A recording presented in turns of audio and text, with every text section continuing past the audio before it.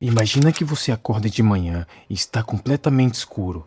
Você olha as horas, confirma que é de manhã, mas tudo está escuro ainda. O céu deveria estar mudando de cor, deveria haver um brilho, ou no máximo algumas nuvens. Mas você acorda e o mundo está preso numa espécie de crepúsculo permanente. O céu está coberto por uma tonalidade cinza e espessa, como se o ar tivesse sido transformado em uma camada de poeira suspensa. Você pensa que é uma tempestade ou que talvez tenha havido um incêndio grande por perto. Você não tem como ver nenhuma notícia e seus vizinhos e amigos também não sabem de nada. Então você só tenta seguir o seu dia normalmente. Naquele momento você não sabe, mas está vivendo o início de um dos eventos mais devastadores da história da humanidade.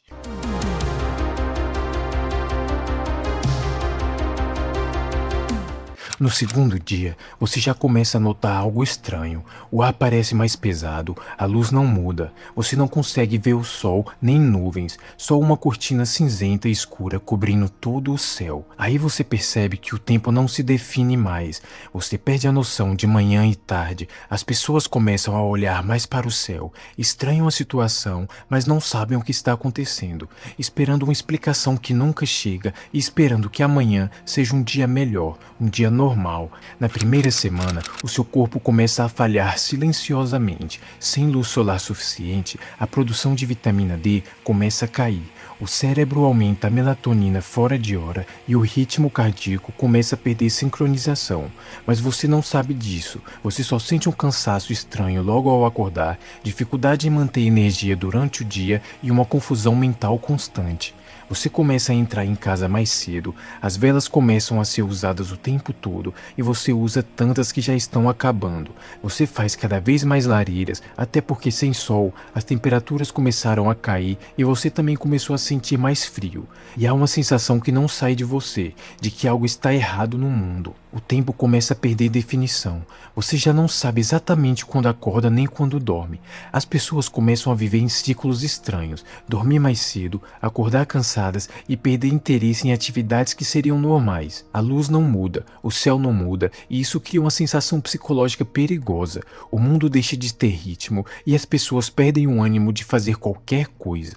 Você começa a se sentir sem vida, sem vontade de nada e sem saber o que fazer, frustrado com o céu e consigo mesmo por não poder resolver nada. Ao mesmo tempo, algo invisível começa a acontecer fora das cidades. As plantas começam a falhar, porque sem luz solar suficiente não há fotossíntese. Sem esse processo, as plantas não crescem corretamente, as folhas deixam de amadurecer e as colheitas começam a falhar lentamente. No primeiro mês, tudo muda de forma visível. As colheitas falham, os campos não rendem, o trigo não amadurece e o que antes era rotina se torna incerteza. Você começa a ver mercados com menos alimentos, pessoas estocando comida, conversas mais tensas entre vizinhos e um silêncio mais pesado nas ruas.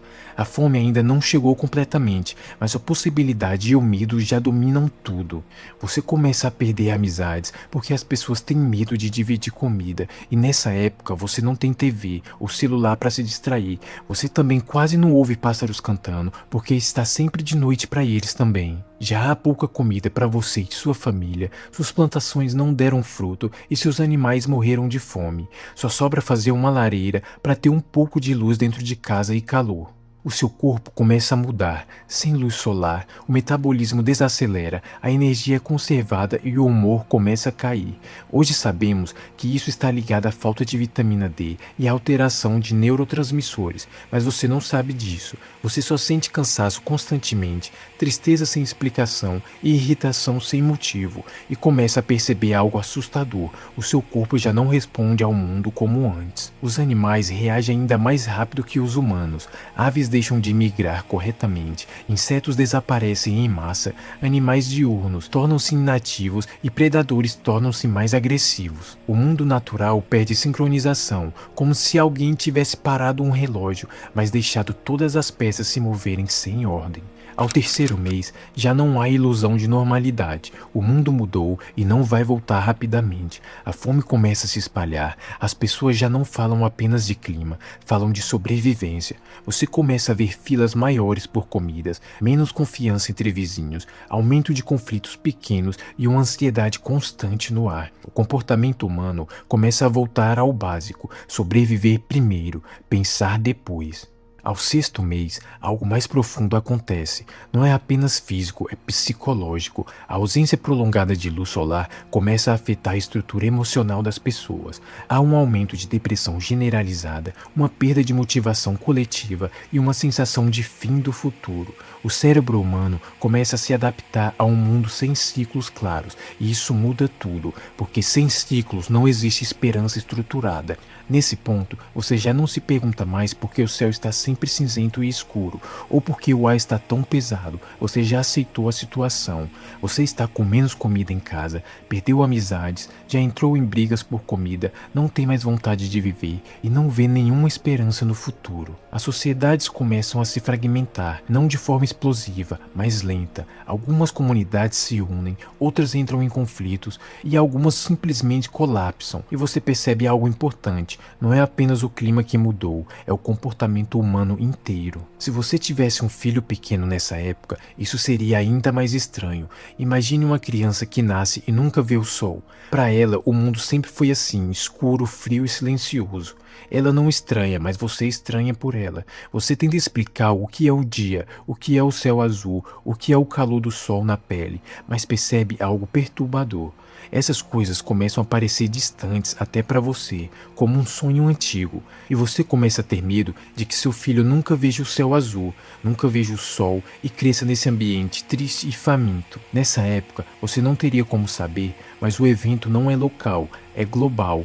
Relatos históricos mostram a Europa em colapso agrícola, a Ásia com neve no verão, o Oriente Médio com falhas de colheita e a China registrando neve em agosto, o planeta inteiro fora de ritmo. Os meses continuam e a luz não volta plenamente. O planeta entra em um estado de inverno prolongado. As temperaturas caem entre 1,5 graus e 2,5 graus globalmente. Pode parecer pouco em números, mas na realidade é suficiente para destruir colheitas inteiras, alterar ecossistemas e desestabilizar civilizações. Os verões deixam de ser verões, os invernos se tornam brutais, as estações começam a perder definição e pela primeira vez na sua vida você sente frio no meio do que deveria ser verão. Uma erupção vulcânica massiva, possivelmente na Islândia, lançou milhões de toneladas de cinzas e dióxido de enxofre na atmosfera superior. Essas partículas formaram um véu global, e esse véu começou a bloquear a luz solar em larga escala. Não foi uma escuridão total, foi pior. Foi um dia que nunca amanhecia completamente. Os registros históricos mais antigos descrevem algo estranho. Procópio de Cesareia, um historiador bizantino da época, escreveu que o sol parecia emitir uma luz sem brilho como a lua. E você começa a entender isso na prática. O sol está lá, mas não aquece como deveria, não ilumina como deveria, não traz a vida como deveria. Após o ano de 536, seguiram-se outras grandes erupções em 540 e 547. Historiadores de Harvard acreditam que isso, juntamente com a chegada da peste bubônica às costas da Europa em 541, provocou uma paralisia econômica no continente até 640 d.C.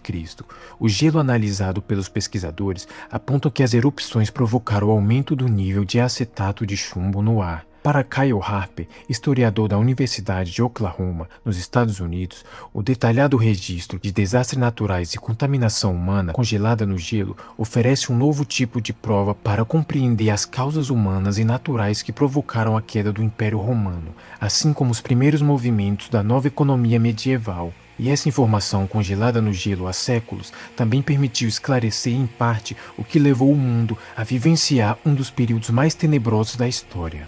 E então, de forma quase imperceptível, você começa a ver essa cortina cinzenta ficar mais clara ao longo das semanas, mais fraca, mais irregular, até que eventualmente você começa a ganhar a esperança de voltar a ver o céu azul, voltar a ver o sol e sentir o seu calor na pele de novo, mas você vive sua vida com receio de perder essa alegria de novo. Você sente pena daqueles que morreram durante essa época e morreram achando que o mundo acabaria assim, triste, escuro e frio. E você conta essa história aos filhos e netos, que nunca vão entender o que é ficar 18 meses no escuro, com frio, com fome e com medo. Hoje, ainda existem lugares onde isso acontece. No norte da Noruega, Suécia e Finlândia, esses países ficam meses sem sol direto, com dias extremamente curtos e longos períodos de escuridão. E mesmo com tecnologia moderna, esses eventos periódicos aumentam a depressão sazonal, alteram o sono, reduzem a energia vital e impactam o humor coletivo. Mesmo jornalistas e repórteres que se dispuseram a viver a experiência de ficar um mês sem ver a luz do dia relatam terem entrado em uma depressão sazonal, ainda que tenham usado a tecnologias e suportes que só existem hoje para atenuar essas consequências da falta de luz. Agora pense nisso, você viveu 18 meses sem sol, sem explicação, sem garantia de retorno, sem certeza de sobrevivência, e a pergunta final não é científica, é humana. Quanto tempo você demoraria a deixar de acreditar que a luz voltaria?